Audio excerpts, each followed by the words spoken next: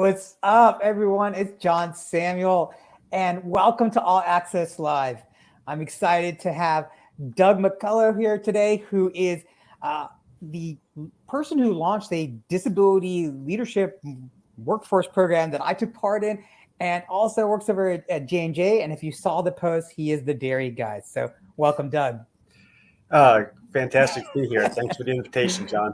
Of course, Doug. It's so funny. You and I met over the summer at the Disability In conference over in Dallas.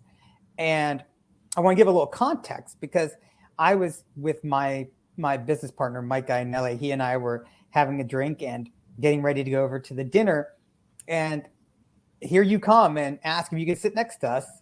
And you tell us that you work over at J&J. And I went into my spiel about the unpleasant job interview application process I had over at J&J, and that's how we got connected. And you shared a bit about this leadership program you were putting together.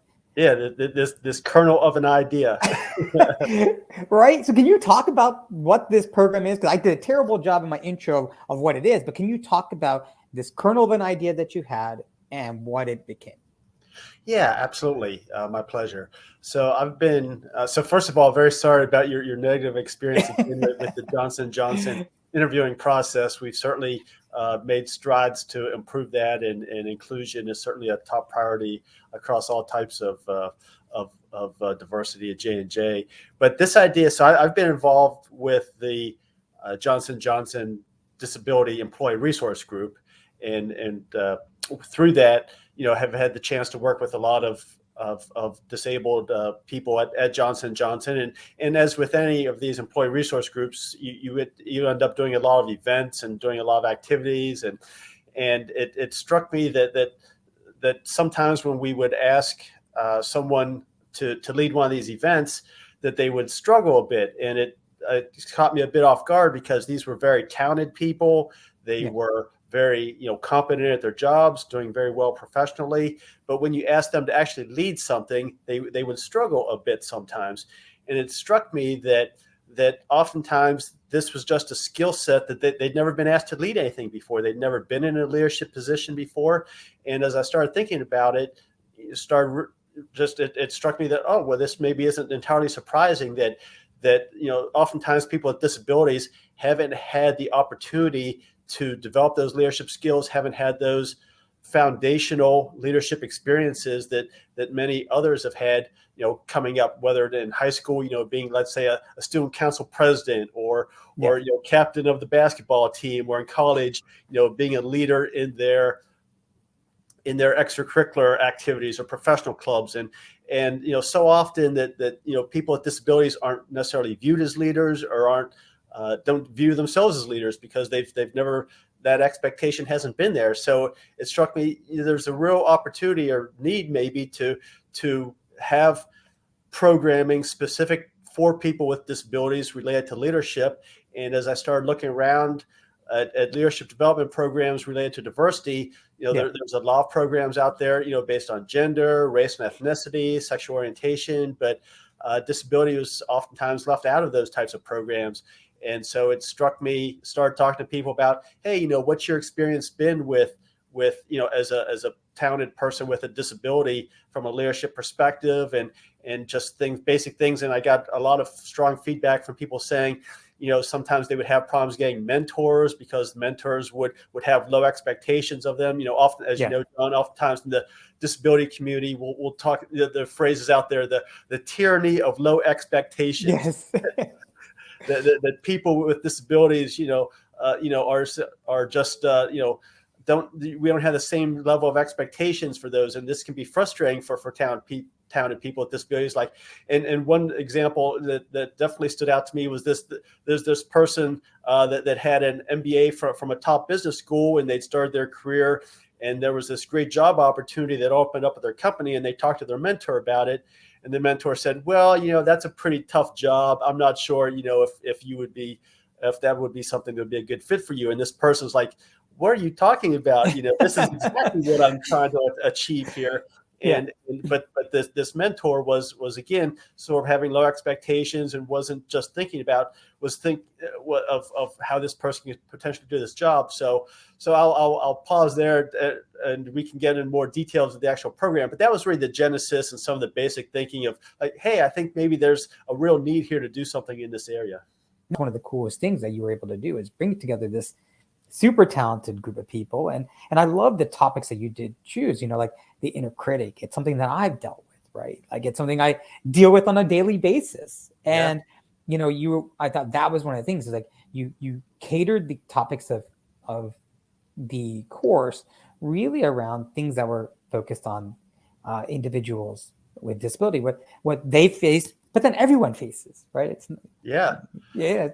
So, absolutely. I think, I mean, certainly some of the initial feedback we've gotten from that I'd received from, just talking with, different individuals and just this whole leadership idea of of leadership related disability is, we have sort of a stereotype of what leadership means. Yep. There's a certain picture of what that looks like, and disability often doesn't necessarily fit into that picture because so often there's misconceptions about disability, or disability is viewed as less than. And when we talk about leadership, and I think a key thing is a lot of people would say, well, I have a lot of experience advocating for myself or managing a team of personal care assistants, so I have a lot of leadership experience, and that's all true. But I think ultimately, to be there's an opportunity to be a leader of non-disabled people, and how do you lead a group of an able-bodied team when you're a person with a disability, and how do you when you talk about executive presence or just having that competence or that skill set to lead not just people in the disabled community or advocate for yourself, but really I work in corporate in the corporate world, but how do you lead the non-disabled people? And again, we're not just happy being leading disabled groups, but we have high aspirations and want to be leaders in our own right, regardless of disability or not disability. So I think that idea of your and you have a lot. We certainly talked a lot about you have a lot to offer. The perspectives, the skill set that you've built up as a person with disability, and the need. Certainly, diversity, equity, inclusion continues to have tremendous growth and activity and excitement at these last few years. And I think make sure that disability is a key part of those discussions. And that there's a real, I think. I've probably worked in this space for close to 10 years now, and I think it's really been exciting how over that time the companies, initially were looking at it.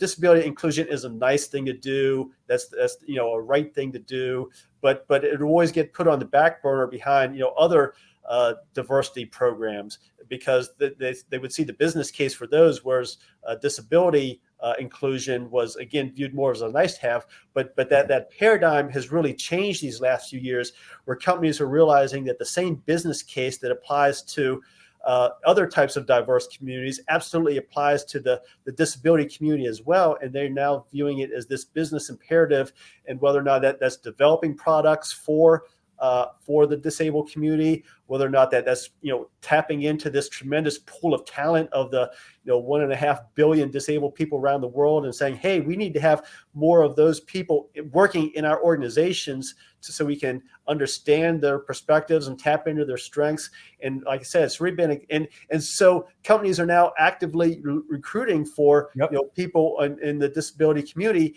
And so we're so on the one hand, the demand is increasing, but we also need to make sure that we have the supply there as well of these strong disabled leaders that can move into these positions and do great work and lead. So I think that's really been exciting of a time to like I said, as there's been an increase in need for demand, that we certainly meet that challenge and provide people that can step up and fill those roles.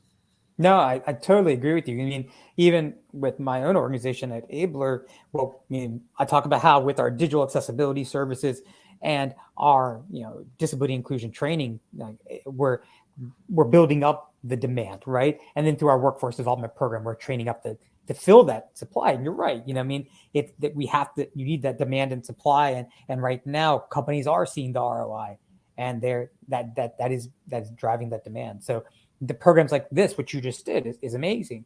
And, because I found like some of the benefits I gained from this really came from my interactions and engagement with my coach, Marilyn. Like, she really was um, a great resource to me throughout the program. And especially because the program, it took place in September and October of last year. Is that correct? September through November, so September, basically like, 3 months. exactly. Yeah. And like that was a very difficult time for me because towards the end of the year, October is National Disability Employment Awareness Month. And I think there was a 45-day span. I did 31 speaking and talking Oh my engagements, gosh. right? It was Yeah. like, I was just drained. And then I had the Sure. book coming out, and it was just a really hard time for me and from a mental health perspective.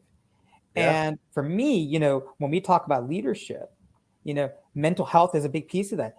Self care. I wasn't taking care of myself. I was worn down. I was tired, and you know, and having a coach like Marilyn to talk me through that and kind of help me realize that it's like going back to the whole mentality of the airplane. You got to put your oxygen mask on before you can help others. And it was kind of like I needed to really take care of myself before I could help others, and have a coach to kind of helped me realize that was really important. So I really appreciate you including coaching. And, I mean, what are your plans for this program moving forward? Yeah. So no, absolutely. Thanks for I didn't do a good enough job maybe providing that background, John. But the program structure itself. So we would have biweekly sessions. Every other Monday for these couple months, we would have a 90-minute session where we would provide specific content, and Yep. then in the off week, we would have the participants meet with their coach. So as we talked earlier, we had these tremendous group of talented coaches, and and really that was I think a key part of the program, as you just outlined it, that providing that content isn't it's one thing to talk about it as a group, but really do the individual work and meet with your individual coaches and these certified coaches that are really experts in working and helping coach people and have that skill set and that training to really make that effective. And so I think that was and with feedback surveys we collected afterwards, that was definitely something that everybody viewed as just this tremendous positive, and maybe set this apart from some of the other programs maybe they've participated in the past, is having both the content and that coaching, Yeah. that one-on-one coaching to really help people dive deeper and for their personal situations, as one person called it, the secret sauce of the program Yeah. was those coaches, and as you said, just very skilled and experienced people. For your question about where this is going forward, so the plan, a couple plans. One is that we're having some discussions on what exactly does this program look like when it matures. What is the end state for this, and how big can we grow it. But in the meantime, we're absolutely looking to do another session starting in the near future with this, and we're also working to talk to some different organizations about potentially sponsoring it, because for this to be sustainable, we need to have a financial support for this. That Yeah. the coaches, were tremendously generous with their time and whatnot. But to grow this and really make it sustainable, we need to have a funding model for this. So what does that look like? So yeah, certainly if anybody's listening that. Two things. So one, if you're interested in participating in this, we're starting, slowly starting to get the word out about the next Cohort. pilot, the next Yeah. iteration of this program.